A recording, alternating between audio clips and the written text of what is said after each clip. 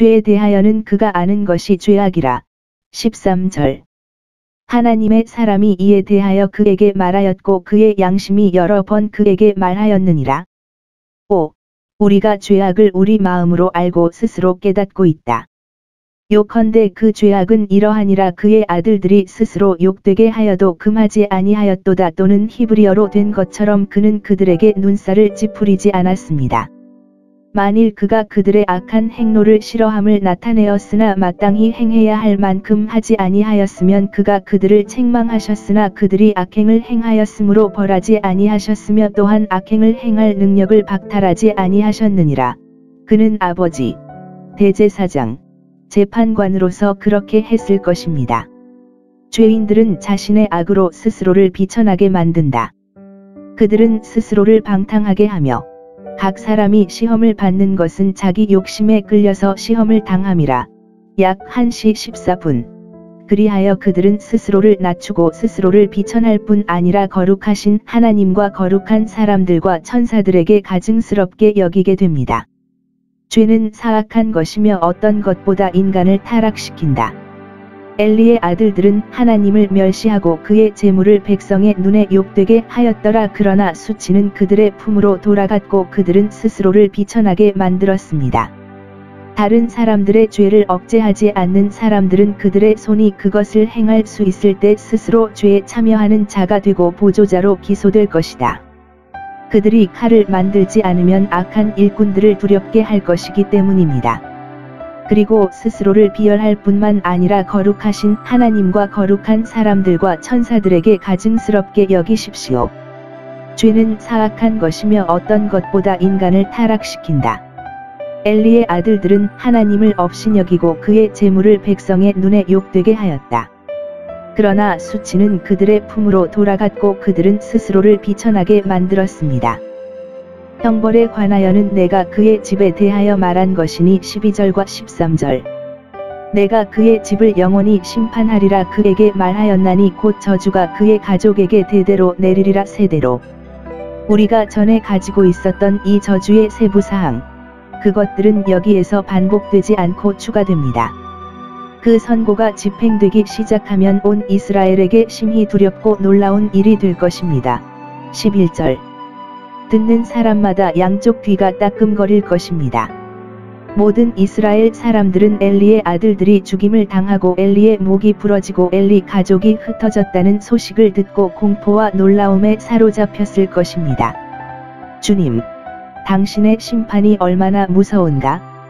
이것이 푸른 나무에 하면 마른 나무에 어떻게 되리요? 다른 사람들에 대한 하나님의 심판은 거룩한 두려움으로 우리에게 영향을 미쳐야 함을 주목하십시오. 처형의 이 끔찍한 첫 열매는 그 진척과 완전한 성취에 대한 확실한 진지함이 될 것입니다. 내가 시작할 때 나는 진행하고 내가 위협한 모든 것을 끝낼 것입니다. 12절. 그가 시작하기까지 시간이 조금 더 걸릴 수 있지만 그들이 그 관용을 무죄라고 부르거나 사면을 유예하지 못하게 하십시오. 왜냐하면 마침내 그가 시작하면 철저히 일을 처리할 것이며 비록 오래 머물더라도 집에 있을 것이기 때문입니다. 이 문장이 번복되고 집행이 유예되거나 완화될 수 있다는 희망을 가질 여지가 없어야 한다는 것. 14절. 하나님은 그 선고를 취소하지 않으실 것입니다. 왜냐하면 그가 맹세로 지지했기 때문입니다. 엘리의 집에 맹세하고 그리고 하나님은 자비나 심판으로 맹세하신 것을 돌이키지 않으실 것입니다. 그는 몰수를 위한 작곡에 결코 오지 않을 것입니다. 엘리의 집의 죄악은 제사와 예물로 영원히 사하지 아니할 것입니다. 그 죄를 위하여 속죄하거나 형벌을 사함이 되지 아니하리라. 이것이 율법 제사의 불완전함이요 이르지 아니한 죄가 있고 사하지 아니할 것이요 오직 그리스도의 피가 모든 것에서 깨끗게 하심이니라. 죄의 삭신 영원한 죽음에서 믿음으로 관심을 갖는 모든 사람을 보호합니다. 이 메시지를 엘리에게 전달합니다. 사무엘이 그것을 겸손하게 숨겼음. 15절. 그는 아침까지 누워 있었고 우리는 그가 잠에서 깨어 자기가 들은 것을 숙고하고 그것을 스스로에게 되풀이하고 그가 무엇을 사용해야 하는지를 고려했다고 생각할 수 있습니다. 그것 하나님의 말씀에 신령한 양식을 받은 후에는 마음을 굳게 먹고 소화할 시간을 갖는 것이 좋습니다.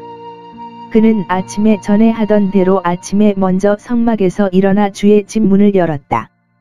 그가 다른 시간에 그렇게 하는 것은 어린아이에게 비범한 대인 관계의 예였지만 오늘 아침에 그렇게 하는 것은 큰 겸손의 예였습니다.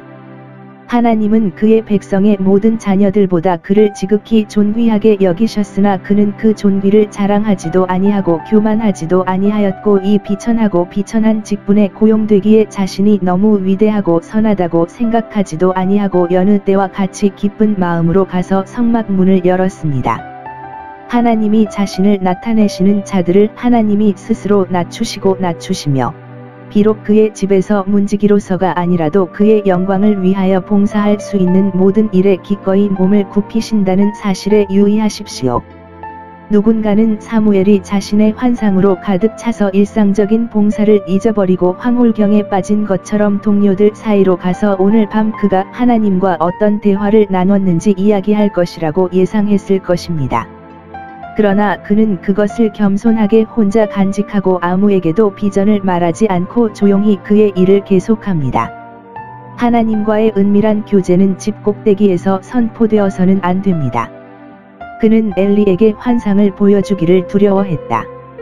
엘리가 그에게 화를 내며 꾸짖을까 두려워하였다면 그렇다면 우리는 엘리가 자신의 사악한 아들들에게 관대했던 것처럼 이 아이에게 가혹한 행동을 했을 것이라고 의심할 만한 이유가 있으며 이것이 그를 힘들게 할 것입니다. 그러나 우리는 그것이 그가 그토록 수줍은 선한 노인을 슬퍼하고 괴롭히는 것을 두려워했기 때문이라고 추측할 것입니다. 만일 그가 엘리에게 소식을 가지고 즉시 달려갔다면 이것은 마치 그가 비참한 나를 원하고 엘리의 멸망 위에 자신의 가족을 세우기를 바라는 것처럼 보였을 것입니다. 그러므로 그는 비전을 선포하기 위해 앞으로 나가지 않게 되었습니다. 어떤 선한 사람도 나쁜 소식을 전하는 것을 기뻐할 수 없습니다.